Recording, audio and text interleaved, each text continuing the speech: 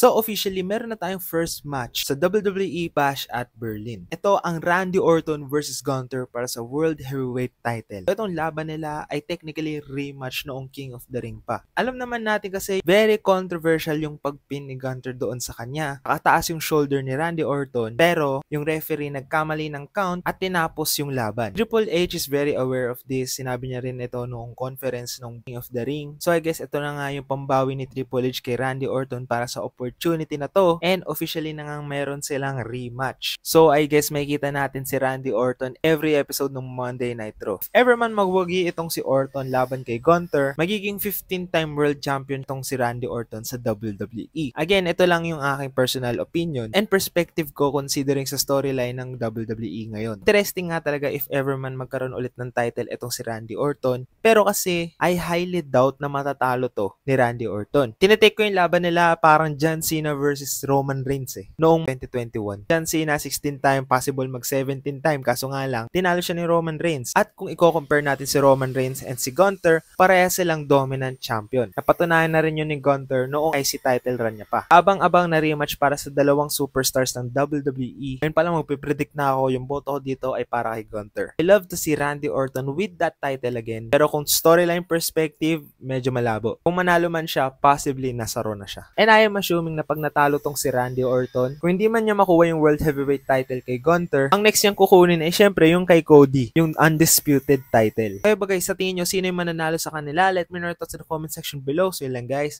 peace, let's go.